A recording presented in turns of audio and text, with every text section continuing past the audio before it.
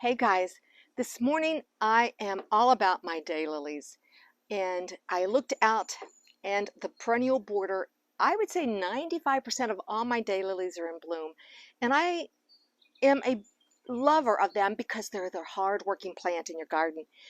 And I'm also challenging you to find a Daylily farm in your community.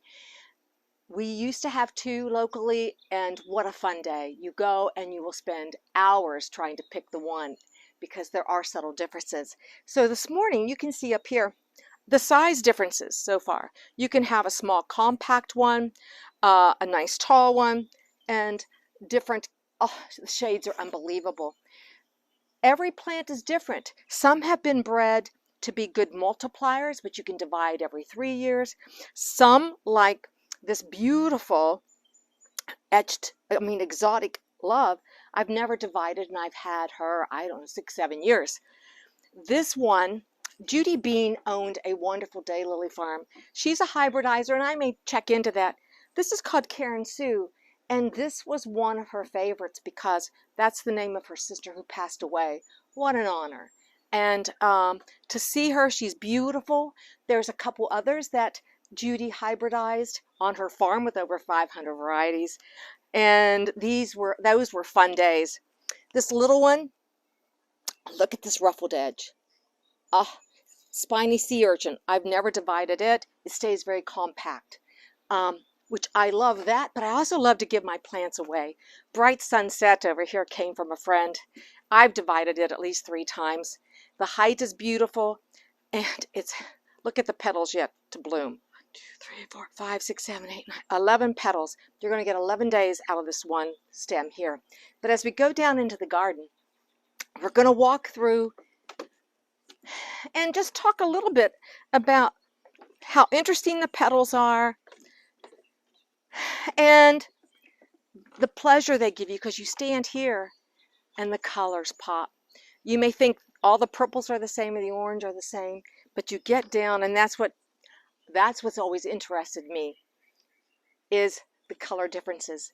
The daylilies coming down the side of the steps here are an old-fashioned daylily that I picked up from a local camp area.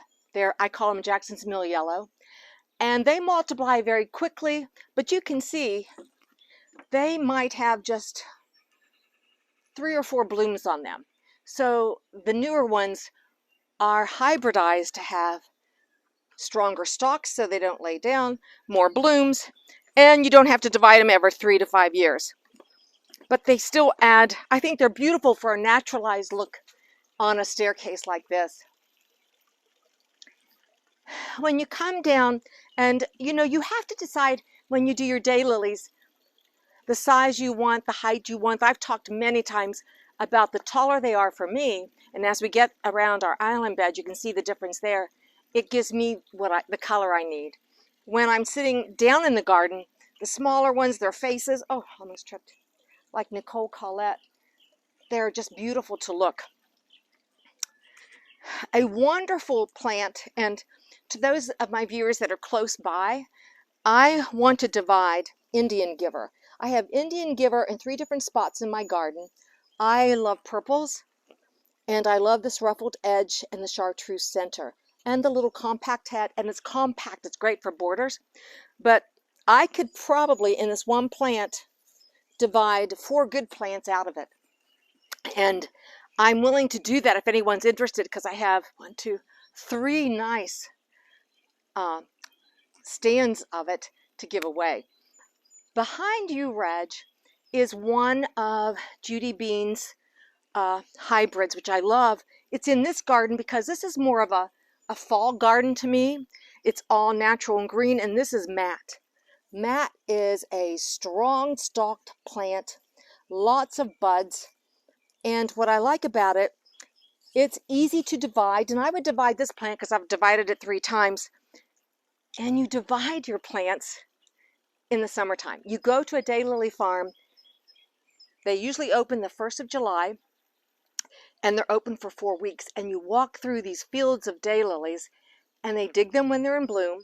You usually get 2 to 3 fans, and the fans are these stalks, these strong stalks here for your price, and sometimes you get a free one, like over here.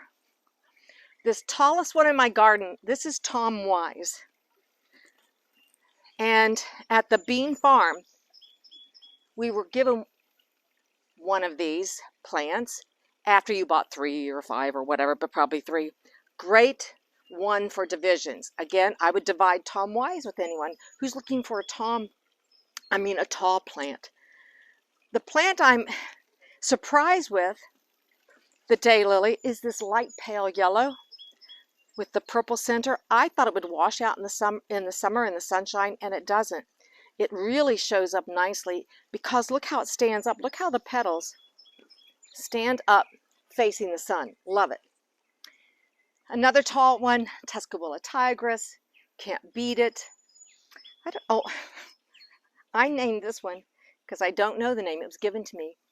Reggie's Brown-Eyed Girl. And I'm going to show you backdraft as we get down the garden, which is a bigger bloom, but it's not Reggie's Brown-Eyed Girl. So you look through the garden, and I can show you something here of similar daylilies from a distance. And I'm going to cross over Reg here in a minute. This is Canadian Border Patrol. Beautiful, like a burnt raspberry color, ruffled edge, and the color is all across the margin of the top leaves, not the bottom ones. When you go to a Daylily farm, you're gonna look at all those distinct little features. And this one, this morning when I was out, I noticed it was in bloom, and this is called Piano Man. And at first glance, you might think it looks just like Canadian Border Patrol, but it isn't. This is a purple, and the borders only are colored a third of the way up. The ruffle's beautiful, and it's only the outside third petals. Those are the subtle differences. We have this, that's Struthers Ball. I'm going to put the face forward here for you, Reg. This is a magnificent one, new series. This was one of Judy's. Again, a magnificent bloom. I'm going to pop that off because it's worth picking. And I do pick my blooms. I do cut the stalks, and in a vase, they will continue to open up if you keep the water fresh. So you'll have as many blooms that are on the stalk will continue to bloom. A nice thing to cut. Let's come out of here and we'll walk around, take a look at some of the others. Oh, I see pale face. Let me get that one too. I love these deep purples. I'm a purple fan. This is Struthers Ball, and this is Regal Braid. Look at this ruffled edge. Absolutely yummy. But here is another one of Judy's. Pale face. I'm not going to pick it. Look at the size of that. It's so serene. Beautiful. This one is several years old, so it stays very compact. I'm not going to divide that with anyone right now anyway. And we've talked about Primal Scream, that fantastic orange. If you have to get a pop of color against a dark area, or if you had an evergreen behind that, that's beautiful. And here is the backdraft, which I thought looked like Reggie's Brown-Eyed Girl. But see how this curls under? It's those subtle differences, and the center isn't as dark. And Fran Han. Great chartreuse color. And it's tall. I picked those because they're tall against those grasses, and I think they're lovely. Something that she also suggested that we do, and I'm going to say that to you, is experiment with putting some daylilies in different areas of your garden that get less sun, maybe even the shade. And I've done that with a little one over here, and they don't do that well. But it's fun to see a little head pop out among the ferns. This is bubbly. This gets maybe 2 or 3 hours of sun. I'm probably not going to move it because I like to see even one bloom. I threw one in that hosta bed last fall. I don't remember which one I put in there, but I'm going to try it as she suggested. So Today was all about the daylilies. What a terrific, hard-working plant in your garden. And when they're in bloom, you will see this color clear through the 1st of August. You can't beat it. So get out, check out where your Daylily Farm is in your locality. Take a walk through. They open up the 1st of July. That's when your daylilies usually start blooming.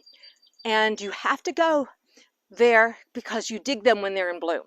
That's the fun part. You'll get to see what you're getting, and you can decide the heights and what you need for your garden. So thanks for walking through my perennial bed on Daylily Day on Gardening on the West Fork. Bye.